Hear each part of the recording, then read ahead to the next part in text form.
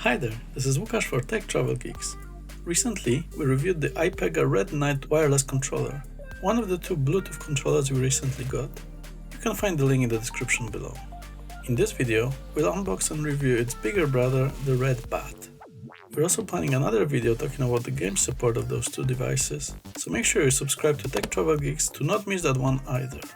The package design is similar to that of the Red Bat, with the main focus on the fact that it supports tablets, both iPads and those on Android.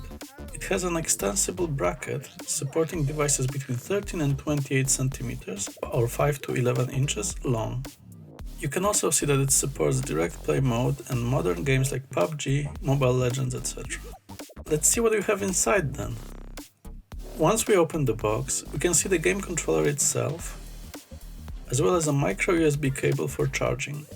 Unlike its smaller brother, this one doesn't have a wrist strap included.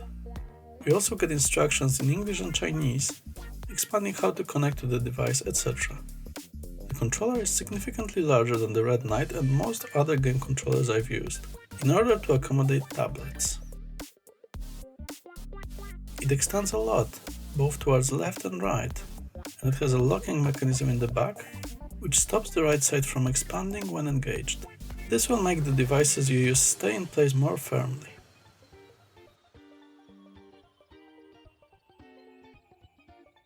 It can easily fit any phone, with or without cases.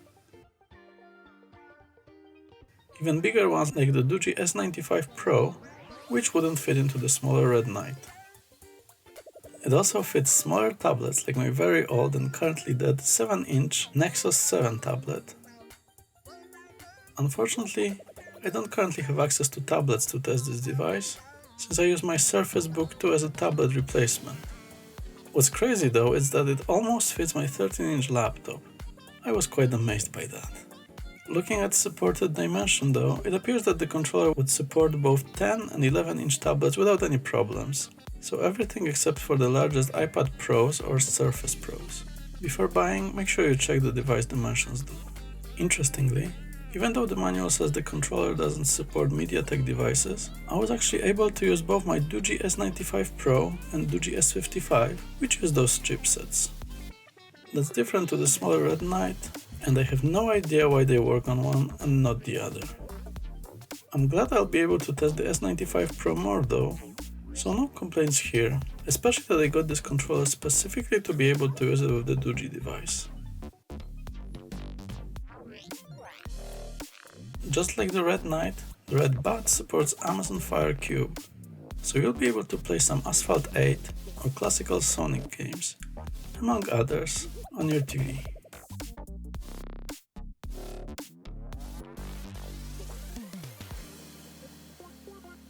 I also used the controller to play a few PC games, and it worked great on my Surface Book 2 on Windows.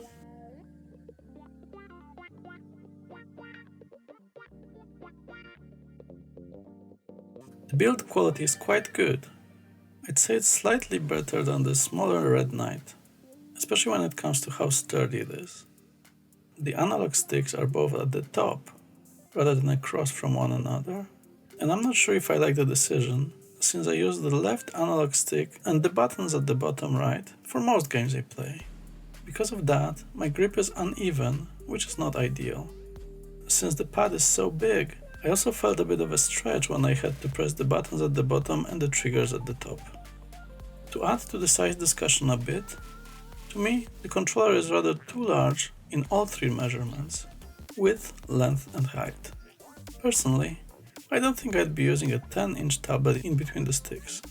I'd much rather put it on a stand on the table and hold the controller on its own in my hands. It would be much lighter and would cause less strain on my eyes. So, unless you have really big phones or big cases, or you travel a lot and like to game on your tablet or foldable phone while on the go, I'd recommend getting a smaller joypad. As with the iPega Red Bat, I also experienced issues with pairing with my Huawei P30 Pro. It just wouldn't connect again after disconnecting it. Similarly to the Red Bat, I always had to unpair it and pair it again. Luckily, it's almost as fast as just connecting it, so not a major issue for me. What about game compatibility? I'm making a separate video about it, going through more than 20 games and emulators using both iPega devices I have. Thanks to the fact that those controllers support both on-screen virtual buttons for some games, as well as full controls for games which support game controllers, mostly emulators and some classical games by Sega,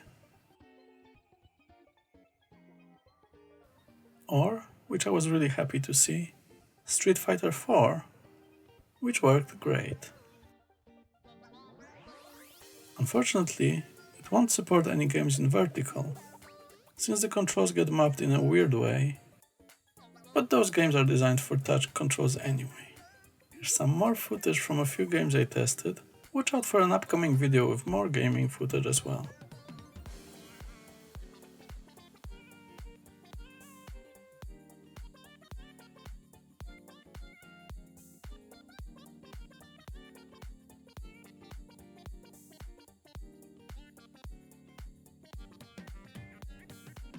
So, what are my thoughts about this device?